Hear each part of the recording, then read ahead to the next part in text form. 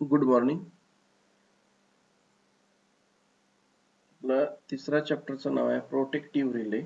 आपण याच्या अगोदर फंडामेंटल्स ऑफ प्रोटेक्शन पहिला चॅप्टर पाहिला. दुसऱ्या चॅप्टरमध्ये आपण सर्किट इंटरप्टिंग डिव्हाइसेस बघितले. तर त्याच्यामध्ये आपण फ्यूज शिकलो.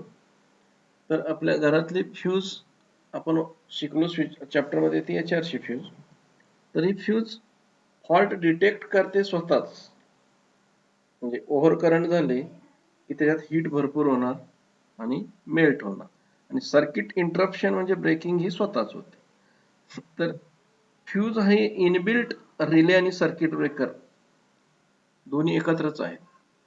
आपण मोठे जे सर्किट ब्रेकर शिकलो आपण SF6, व्हॅक्यूम किंवा एअर ब्रेक सर्किट ब्रेकर असतील, त्या सगळ्या सर्किट ब्रेकरना सर्किट ब्रेकर ब्रेक करायसाठी इनिशिएट करायला रिले काम करेल.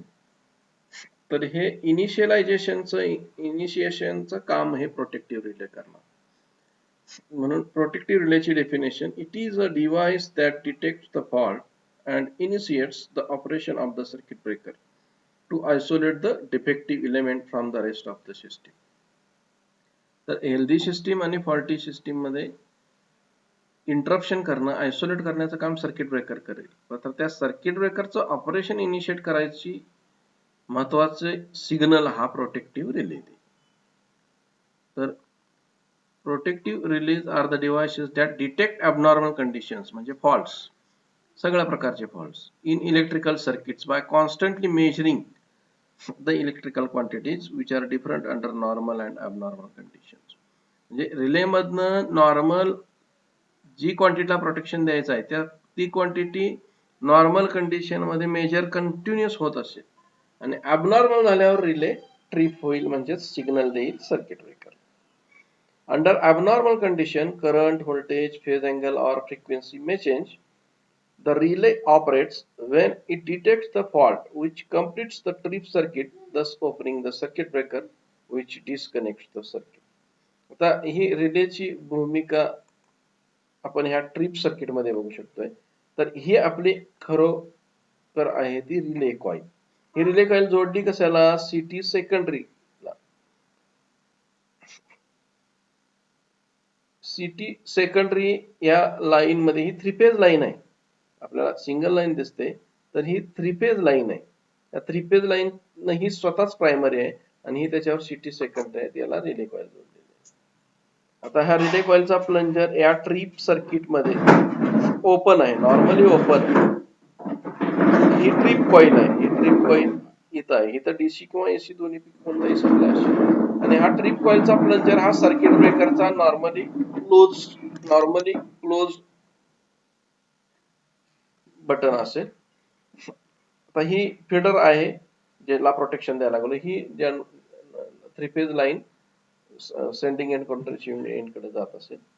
तर ही माहिती आपण under normal operating condition the current through CT secondary and hence through relay coil is not sufficient to attract the plunger, hence the trip circuit remains open.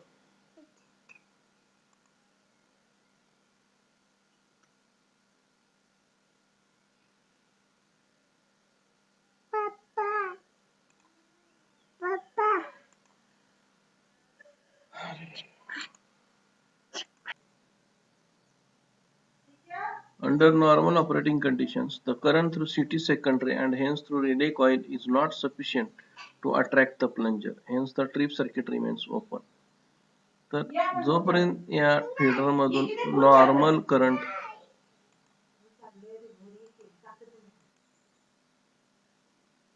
under fault conditions, normal current is increased than its rated value. Hence CT secondary current increases through relay coil. आता ह्या relay coil मधनं वाढलेला current हा असा हे number of turns आणि वाढलेला current ह्या प्लंजरला अट्रॅक्ट करते. Normal current through relay coil is not sufficient to attract the plunger. म्हणजे रेटेड करंटला असणाऱ्या ह्या नंबर ऑफ टर्न्स आणि फ्लक्सचा प्रोडक्ट N5 म्हणजे MMF ह्या प्लंजरला अट्रॅक्ट करू शकणार नाही. मात्र फॉल्ट झाल्यानंतरचा करंट म्हणजे त्याच्या रेटेड पेक्षा जास्त व्हॅल्यू ज्यावेळी होईल त्यावेळी प्लंजर अट्रॅक्ट होईल. म्हणजेच हे AC DC सप्लाय आहे तो ह्या रिले ट्रिप कॉइल मधनं करंट पास करेल. आता ही ट्रिप कॉइल एनर्जाइज झाल्यामुळे हा प्लंजर नॉर्मली क्लोज होता तो ओपन होईल आणि अशा पद्धतीने सर्किट ब्रेकर कॉन्टॅक्ट्स ओपन होतील. म्हणजे when short circuit occurs at point F, transmission line CT current increases. This increases current in CT coil which closes strip coil of the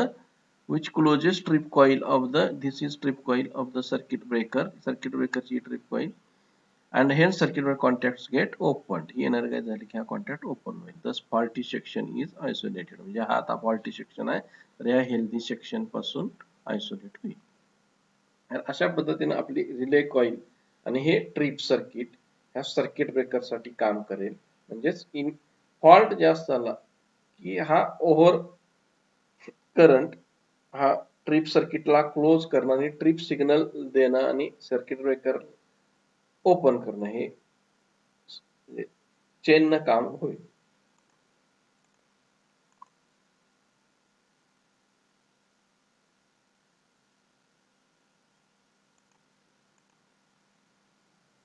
requirements and qualities of relay. आता ह्या रिलेच्या requirement power system मध्ये ज्या आहेत म्हणजेच काय qualities असाव्यात असं अख्ख्या जनरेटर ट्रान्सफॉर्मर पॉवर सिस्टीम सगळ्या कॉम्पोनंट मध्ये प्रोटेक्शन साठी लागणाऱ्या क्वालिटीज. पहिली क्वालिटी सिलेक्टिव्हिटी अँड डिस्क्रिमिनेशन. आता ही सिलेक्टिव्हिटी अँड डिस्क्रिमिनेशन म्हणजे it is the ability of the protective system to select correct part of the system to close the trip circuit of circuit breaker so as to disconnect a component during an abnormal condition. या सिलेक्टिव्हिटीचा अर्थ select correct part म्हणजे नेमका जो fault झालेला आहे त्या faulty पार्टच फक्त आपल्याला आयसोलेट करायचा आहे, हेल्दी पार्ट नाही. Next quality is sensitivity. आता सेन्सचा अर्थ कळतो आपल्याला तर ही sensitivity to disconnect the abnormally operating part with low value of actuating quantity. म्हणजे रिले ज्या ऍक्च्युएटिंग क्वांटिटीवर काम करणार आहे जी प्रोटेक्ट करायची आहे ती क्वांटिटी वेगळी असू शकते, मात्र रिले ज्या क्वांटिटीवर काम करणार आहे ऍक्च्युएटिंग क्वांटिटीवर ती अगदी कमीत कमी जरी व्हेरी झाली बदलली तरी आपल्याला रिले सिग्नल मिळाला पाहिजे. To disconnect the abnormally operating part with low value of actuating quantity so as to prevent the subsequent faults. म्हणजे अगदी 10 एम्पियर च्या अबाव रिले कॉइल मधनं करंट जावा असेल तर 10.01 जरी गेला तरी रिलेनं काम केलं पाहिजे. Speed. Next quality speed. To disconnect the faulty part quickly so as to minimise the damage to the faulty part. म्हणजे जितक्या फास्टली रिलेचं काम म्हणजे प्लंजर अट्रॅक्ट करून ट्रिप सिग्नल क्लोज करणे सर्किट ब्रेकर देणार ते फास्ट होईल तितका आपला डॅमेज कमी होईल. Next quality is reliability. It is the ability of the protective system to operate under predetermined condition. म्हणजे रिले कॉइल मधनं 10 पेक्षा जास्त जाणारा करंट 10 पेक्षा जास्त गेलाच पाहिजे त्यावेळी रिले ऑपरेट झालीच पाहिजे म्हणजे रिलायबल आहे. Next economy. To disconnect the faulty part quickly so as to improve system stability. Service continuity. The protective gear should not cost more than 5% of total cost.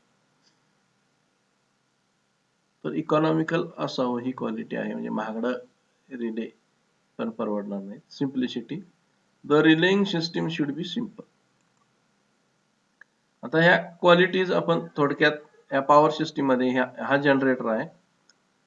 हे low voltage switch gear protection म्हणजे ट्रान्सफॉर्मरच्या low voltage साईडचं. हे power transformer protection. हे high voltage switch gear protection ट्रान्सफॉर्मरच्या high voltage साईडला. Transmission line protection हे high voltage switch gear protection. In order to provide selectivity to the system, it is a usual practice to divide the entire system into several protection zones. When a fault occurs in a given zone, then only the circuit breakers within that zone will be opened. This will isolate only the faulty circuit on or apparatus, leaving the healthy circuit intact. The system can be divided into the following protective zones. तर हे सगळे zones generator low tension switch gear transformer high tension switchgear आणि transmission line protection. It may be seen in figure that certain amount of overlap between the adjacent protection zone, म्हणजे हा generator protection zone आहे low, तर हा एवढा zone हा overlap आहे. For a failure within the region where two adjacent zones overlap, more breakers will be opened than the minimum necessary to disconnect the faulty section. But if there were no overlap, a failure in the region between zones would not lie in either region and therefore no breaker would be opened. For this reason, a certain amount of overlap is provided between the adjacent zones. आता relying संदर्भातल्या काही महत्वाच्या definition म्हणजे relay coil. आता रिलेच्या types पण आपण बघणार आहोत. त्यापूर्वी आपण ह्या टर्म बघतोय, तर त्या टाइप्सवर डिपेंडंटच डेफिनेशन्स आहेत. तर पहिली definition operating force or torque. The force which tends to close the contacts of the relay is called as operating force. Restraining force. It is the torque which opposes the operating and tends to prevent the closing of relay contacts. तर normal कंडिशनला हे दोन्ही forces equal असतात. जसं measurement मध्ये deflecting torque आणि controlling torque असतो तसं. तिसरी definition operating or pickup level. It is defined as the threshold value of current, voltage, etc. above which the relay will close its contact. म्हणजे जी quantity आहे protect करायची, current, voltage, power किंवा energy किंवा power factor असेल, तर याची maximum value म्हणजे threshold value आपण पिकअप लेवल म्हणणार आहे किंवा operating level. Next dropout or reset level. It is defined as the value of current, voltage, etc. below which the relay will open and its contacts will return to normal position. It is defined as the value of current, voltage म्हणजे जी quantity protect करायची ते, below which the relay will open and its contacts will return to normal position.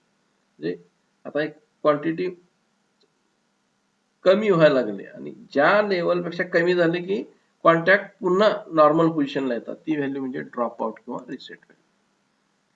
पुढची definition आहे burden. It is power absorbed by the relay expressed in VA, volt amperes. Burden जसं सीटीपीटीचं burden असतं तसं relay कॉइलचं burden. Operating time.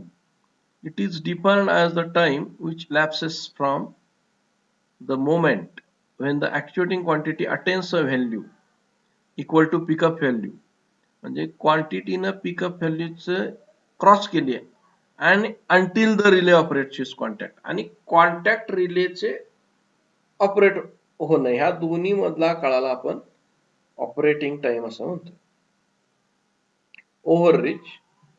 The relay is said to overreach when it operates for a current which is lower than its setting.